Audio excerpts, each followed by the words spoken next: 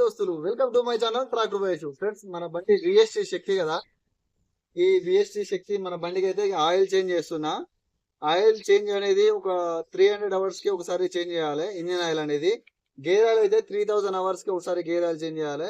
Engine oil అయితే 300 hours కి. Normal గా అయితే చాలా మందికి అయితే తెలియదు, ఆయిల్ చేంజ్ చేయడం అనేది తెలియదు. తోలుతా ఉంటారు కానీ ఎన్ని గంటలకు చేంజ్ చేయాలి, ఎన్ని కిలోమీటర్లు చేంజ్ చేయాలనేది తెలియదు. మన అవర్స్ బండి కాబట్టి 300 అవర్స్ అయితే ఇంజిన్ ఆయిల్ చేంజ్ చేయాలి.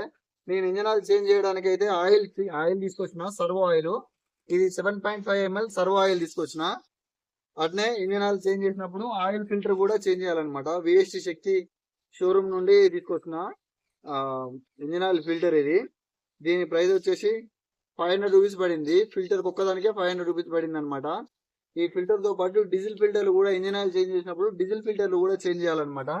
డీజిల్ ఫిల్టర్లు కూడా తీసుకొచ్చిన అనమాట. డీజిల్ ఫిల్టర్లు కూడా చేంజ్ చేయాలి. ఇది కూడా విఎస్టీ కంపెనీకి సంబంధించిన డీజిల్ ఫిల్టర్ తీసుకొచ్చిన. మనకు మొబైల్ అవైలబుల్ గా ఉన్నాయి. షోరూమ్ మొబైల్ ఉంది కాబట్టి షోరూమ్ లో వాళ్ళు ప్రొవైడ్ చేశారు.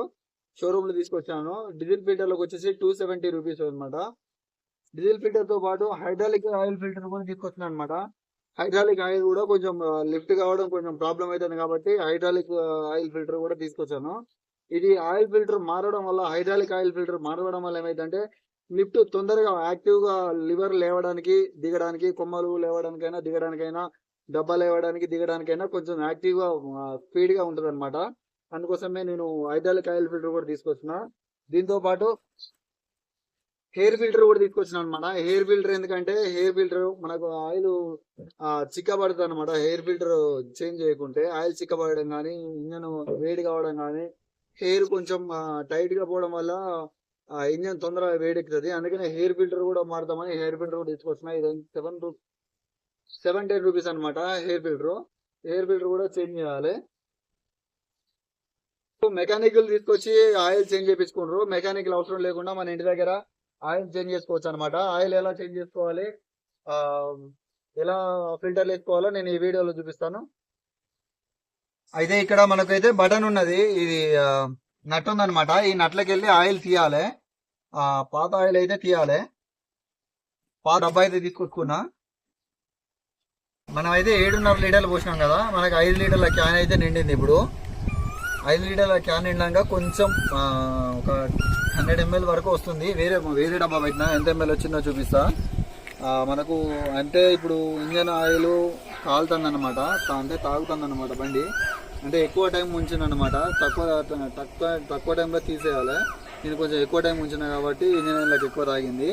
ఇప్పుడు ఫిల్టర్లు ఏ విధంగా మార్చాలో, ఫిల్టర్లు ఎట్లా తీయాలో ఎట్లా వేయాలని చూపిస్తాను. ఫిల్టర్లలో ఒక 500 ml వరకు ఆయిల్ ఉంటుంది. ఫిల్టర్లు చేంజ్ చేయడం చూపిస్తాను అనమాట. ఇప్పుడు ఇక్కడ ఉందైతే ఆయిల్ ఫిల్టరు. ఇది మన కిర్లోస్కర్కి సంబంధించిన ఆయిల్ ఫిల్టర్ అనమాట. దాని కంపెనీకి సంబంధించిన ఆయిల్ ఫిల్టర్, అంటే షోరూమ్ తోటి వచ్చిన ఆయిల్ ఫిల్టరే. మనకి ఫిల్టర్లు షోరూమ్ వాడదాం అనమాట, బయట దొరకదు దీనికి. ఈ ఆయిల్ ఫిల్టర్ మారడానికి వచ్చేసి ఇలాంటి బెల్ట్ తీసుకోవాలి మనం. ఇలాంటి బెల్ట్ తీసుకొని తీస్తే మంచిగా వస్తుంది ఆయిల్ ఫిల్టర్, అంటే డ్యామేజ్ కాకుండా వస్తుంది. మళ్ళీ ఒకవేళ మనకు ఫిల్టర్ రాకపోయినా కూడా ఇదే ఫిల్టర్ మనం కడుక్కొని పెట్టుకోవచ్చు. మళ్ళీ పాత ఫిల్టర్ మళ్ళీ యూజ్ చేసుకోవచ్చు, ప్రాబ్లం ఏమి ఉండదు. ఫిల్టర్ తీయడానికి అయితే ఫిల్టర్ పానర్ ఉండాలి. ఫిల్టర్ వచ్చేసింది కదా, ఫిల్టర్ పానర్ అయితే కంపల్సరీ ఉండాలి. ఈ ఫిల్టర్ పానర్ వచ్చేసి 210 రూపీస్ 220 రూపీస్ ఉన్నది. ఈ ఫిల్టర్లో కూడా ఆయిల్ ఉంటుంది. మనకు ఆయిల్ ఒక 100 ml 200 ml వస్తుంది అనమాట. ఫిల్టర్లో ఆయిల్ మొత్తం అయిపోయేదాకా ఫిల్టర్, ఇప్పుడు బయటికి ఆయిల్ మొత్తం వచ్చేసిన దానిక ఫిల్టర్ మళ్ళీ కొత్త ఫిల్టర్ ఫిట్ చేయొద్దు. ఇంజన్లో డ్రాప్స్ ఆయిల్ వస్తుంది అనమాట. అప్పటిదాకా ఒక హాఫ్ అన్ అవర్ 1 అవర్ పడుతుంది. అప్పటిదాకా ఫిల్టర్ ఫిట్ చేయొద్దు, మన ఆయిల్ కూడా పోయొద్దు అనమాట. ఫిల్టర్ తీసి పక్కన పెట్టేసేయాలి అలా. ఇప్పుడే ఆయిల్ పోసేస్తే ఏమైందంటే లోపల ఉన్న పాత ఆయిల్ లోపల కలిసిపోద్ది కొద్దిగా ఉన్నా కూడా. హెయిర్ ఫిల్టర్ తీయడానికి హెయిర్ ఫిల్టర్ లోపల ఉన్నాయన్నమాట.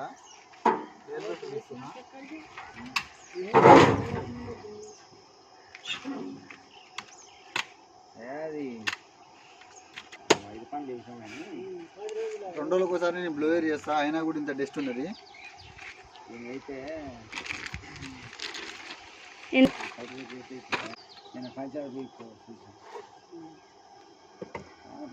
కొత్త ఫిల్టర్ అయితే తీసుకొచ్చిన, కొత్త ఫిల్టర్ ఎక్కిస్తున్నా. ఫిల్టర్ లోపల ఇంకో ఫిల్టర్ కూడా ఉంటుంది అనమాట, చిన్న ఫిల్టర్. దీనికి అంత డస్ట్ ఏం రాదు, ఓన్లీ పెద్ద ఫిల్టర్కే డస్ట్ వస్తుంది. డిఫరెంట్ చూడండి, కొత్త ఫిల్టర్ పాత ఫిల్టర్ ఎంత నల్లగా అయిందో. మనం గడ్డి కడతాం కాబట్టి ఎక్కువ గడ్డి జామ్ అవుతుంది, కాబట్టి లోడ్ ఎక్కువ పడుతుంది, కాబట్టి డస్ట్ ఎక్కువ పడుతుంది, కాబట్టి జామ్ అయ్యి బ్లాక్ అవుతుంది అనమాట. అట్లా బ్లాక్ అయినప్పుడు ఇంజన్ కొంచెం వేడెక్కుతుంది. ఏ రోజుకి ఆ రోజు బ్లోయర్ చేసుకోవాలన్నమాట. కొత్త ఫిల్టర్ అయితే ఎక్కిస్తున్నా.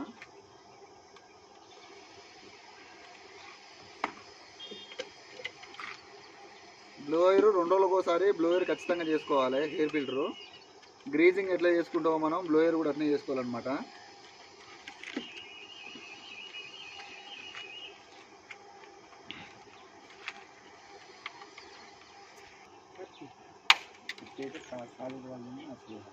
పాత ఫిల్టర్ కూడా దాచిపెట్టుకోవాలి, ఎప్పుడైనా పనికొస్తుంది.